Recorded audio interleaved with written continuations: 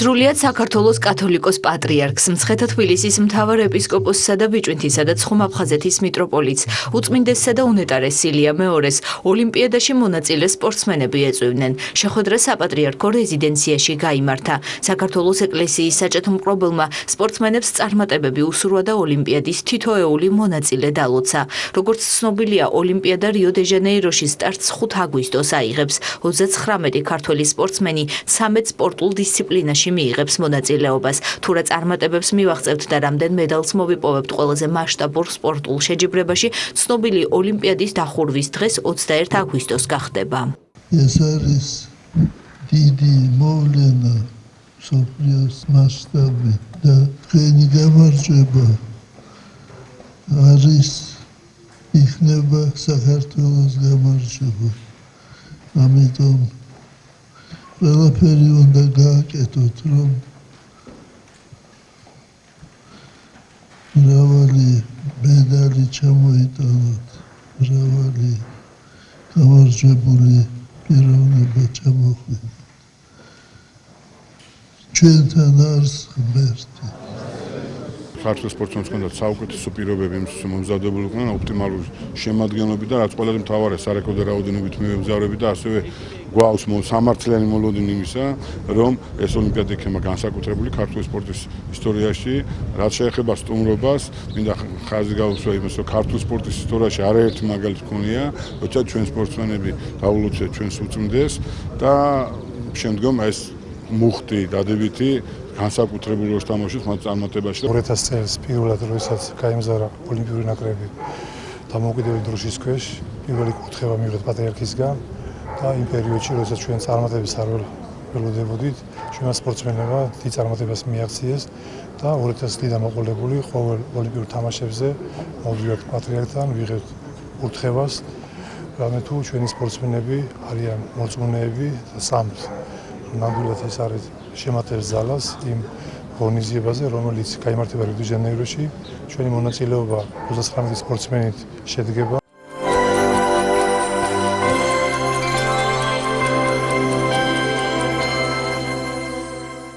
ქუთაისში დევნილთა საარსებო წყაროების საინფორმაციო ფორუმი გაიმართა. შეხვედრა დევნილთა და განსახლების მინისტრმა სოზარ სუბარმა გახსნა. ღონისძიებაზე იმერეთის რეგიონში მოქმედი მცირე და საშუალო საწარმოების, სამთავრობო და არასამთავრობო ორგანიზაციების წარმომადგენლებმა დევნილებს შესთავაზეს საინფორმაციო რესურსები საარსებო წყაროების გაზრდასთან დაკავშირებით, კერძოდ ვაკანსიები პროფესიული მომზადებისა და გადამზადების, არაფორმალური განათლების, სტაჟირების, კვალიფიკაციის ასამაღლებელი გაცვლითი პროგრამებისა და ბიზნეს საქმიანობის მხარდამჭერი სერვისები. აღსანიშნავია, რომ ეს არის პირველი შემთხვევა, როდესაც დასავლეთ საქართველოში დევნილი თემისთვის ასეთი მასშტაბური ღონისძიება გაიმართა და მის მიზანს დასაქმებით, თვითდასაქმებით და პროფესიული განათლებით დაინტერესებული პირებისათვის სრული ინფორმაციის მიღება წარმოადგენს. ფორუმის მიზანია, რომ დევნილებს ჰქონდეთ ღირსეული არსებობის საშუალება, რომ მათი ცხოვრების დონე გაუთანაბრდეს საქართველოს დანარჩენი მოსახლეობის ცხოვრების დონეს და ძალიან წარმატებული გამოდგა. ვფიქრობ, იმიტომ რომ 130-ზე მეტი სამუშაო ადგილზე იყო შეთავაზება და რამდენიმე ასეული ადამიანი მოვიდა, რომლებიც მათ შეავსეს განაცხადები და რთული ვარ, ბევრი მათგანი იშოვის სამუშაო დღის ბოლომდე შეიძლება აქედან რამდენიმე ათეული კაცი წავიდეს უკვე ახალი სამუშაო ადგილით და ბევრი მათგანისთვის ეს იქნება კარგი შანსი, რომ ჩაერთოს აქტიურად ქვეყნის ცხოვრებაში. 13 ორგანიზაციაა წარმოდგენილი კონკრეტული ვაკანსიებით და დასაქმების შესაძლებლობებით, პროფესიული გადამზადების პროგრამებითა და სამეწარმეო შესაძლებლობების განვითარების პროგრამებით. 300-მდე დევნილი დარეგისტრირდა დღევანდელ ღონისძიებაში მონაწილეობის მისაღებად და რეალურად ეს არის კარგი შესაძლებლობა იმისთვის, რომ მიეცეთ იმ ადამიანებს, ვინც ინფორმაციის ნაკლებობას განიცდიან, დამატებითი შესაძლებლობა იმისა, რომ მიიღონ საარსებო წყაროების შესახებ ინფორმაცია, ამით გაიუმჯობესონ თავიანთი მომავალი, დაგეგმონ სამომავლო პერსპექტივები.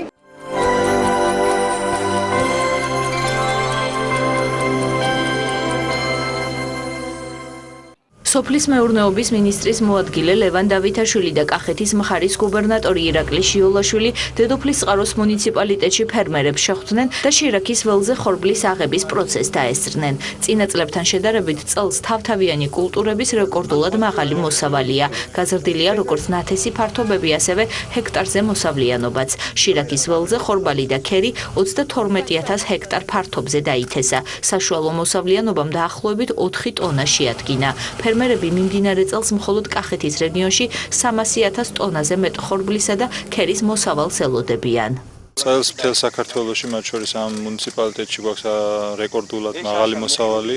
1 ჰექტარზე დაახლოებით 4 ტონაზე მეტი ხორბალია საქართველოში საშუალოდ მიღებული, რაც ბოლო მრავალი წლის განმავლობაში არის რეკორდული მაჩვენებელი. თუმცა კლიმატური პირობებიდან გამომდინარე, ფაქტიურად მოსავალი შემოვიდა ყველა მხარეში ერთდროულად, როგორც კახეთში, ისე ქვემო ქართლში და შიდა ქართლში. აქედან გამომდინარე, საკმაოდ დიდი საჭიროება შეიქმნა მოსავლის ამღები ტექნიკის. ჩვენ დიდი მადლობა უნდა გადავხადოთ კიდე ერთხელ აზერბაიჯანის ხელმძღვანელობას, ხელისუფლებას, რომელიც ხარში დაგვიდგა და მათ ოპერატიულად მოგვაწოდეს კომბაინები, ისე რომ ფაქტიურად მოსავლის აღებას ხელი არ შეშლია საქართველოში. ყველა ფერმერმა შეძლო, ყველა გლეხმა შეძლო დაემუშავებინა თავის მიწა, ეს გარკვეულწილად ძალიან დიდი დამსახურება არის იმ პროგრამების, რომელიც სოფლის მეურნეობის სამინისტროს ჰქონდა და პრობლემა შეიქმნა უკვე კომბაინების, იმიტომ რომ არსებული რესურსებით ვერ შევძელით მოსახლეობის დაკმაყოფილება, იმდენად დიდი იყო მოსავალი.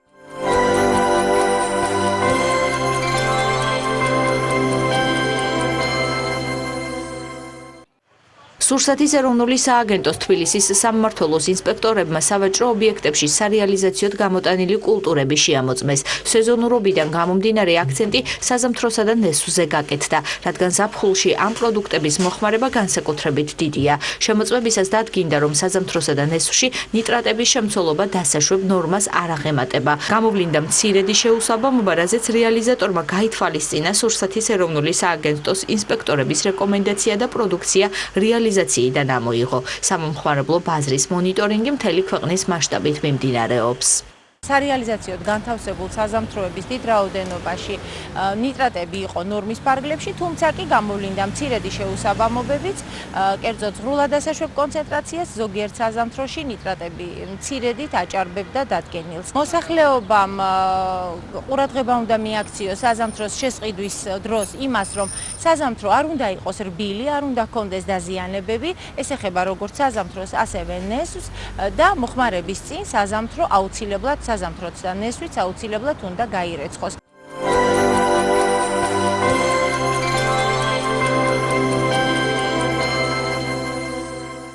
მოზარდი შეზღუდული შესაძლებლობის მქონე პირების მშობლებისათვის კონფერენცია ჩატარდა. შეხვედრა განათლებისა და მეცნიერების მინისტრის მოადგილე ლია გიგაურმა გახსნა. მან მშობლებს სკოლის შემდგომი განათლების პროგრამებზე სრული ინფორმაცია მიაწოდა.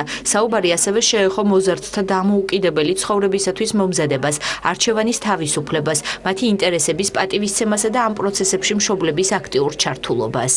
ძალიან მნიშვნელოვანია ასეთი შეხვედრა და ორმხრივი დიალოგი, რამდენადაც მოგეხსენებათ თვითოულ ბავშვს ჭირდება ინდივიდუალური მიდგომა და ამ მიდგომის ფარგლებში სკოლისა და მშობლის პარტნიორობა, პროფესიული საგანმანათლებლო დაწესებულების და მშობლის პარტნიორობა ძალიან მნიშვნელოვანია. ამასთან მნიშვნელოვანია თვითოულმა მშობელმა იცოდეს, რა პერსპექტივები აქვს მის შვილს, რა შესაძლებლობებს უქმნის სახელმწიფო განათლებისა თუ დასაქმების მიმართულებით. გვინდა კიდევ ერთხელ ხაზგასმით ვისაუბროთ სკოლის შემდგომი განათლების შესახებ, თუ რა დიდი მნიშვნელობა აქვს განათლებას და რა მნიშვნელოვანი ნაბიჯები გადადგა განათლების სამინისტრომ ამ მიმართულებით, იმიტომ რომ არის ადაპტირებული ფიზიკური გავარემა პროფესიულ სასწავლებლებში, არის მხარდამჭერი სპეციალისტები, ჟესტური ენის თარჯიმნები და ჩვენ გვინდა რაც შეიძლება მეტი მოზარდი მოვიდეს პროფესიული განათლება მიიღოს და ასე ვთქვათ შეიძინოს პროფესია, იმიტომ რომ ეს არის ყველაზე მოკლე გზა რეალურად დასაქმებისაკენ.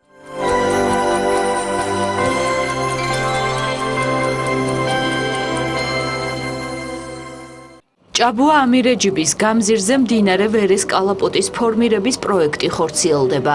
სამუშაოების მიმდინარეობა თბილისის მერმა დავით ნარმანიამ კეთილმოწყობის საქალაქო სამსახურის უფროსთან გივი კუბლაშვილთან ერთად დაათვალიერა.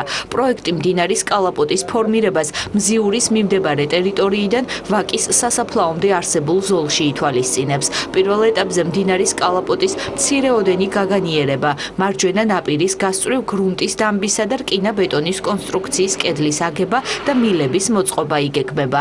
სამუშაოებს კონტრაქტორი კომპანია შპს ერკერი აწარმოებს. დედაქალაქის მერის განცხადებით, იმ შემთხვევაში თუ წყალმოვარდნის საშიშროება კვლავაც გაჩნდება, აღნიშნული ტერიტორია სტიქიური უბედურებისგან მთლიანად დაზღვეული იქნება. მდინარე ვერეს კალაპოტის ფორმირების პროექტი, რომელიც ითვალისწინებს კონკრეტულად ამ მონაკვეთში მზიურის ტერიტორიის დაცვას, რათა მომავალში მდინარის შესაძლო გადიდების შემთხვევაში არ დაიტბოროს მზიურის ტერიტორია. პროექტის ფარგლებში ეწყობა დამცავი კედლები, გარდა ამისა, როგორც კი სექტემბერში დასრულდება ეს სამუშაოები, ჩვენ გეგმავთ ოქტომბრიდან უკვე თვითონ მზიურის ტერიტორიის გამწვანების პროექტი დავიწყოთ, რაც მნიშვნელოვანი იქნება იმისათვის, რომ მზიური როგორც რეკრეაციული სივრცე და დასასვენებელი ადგილი შევინარჩუნოთ. პროექტს ასრულებს კომპანია ერკერი, რომელიც დაასრულებს ნოემბრის თვეში ამ პროექტს. მისი ღირებულება არის 1.600.000 ლარამდე.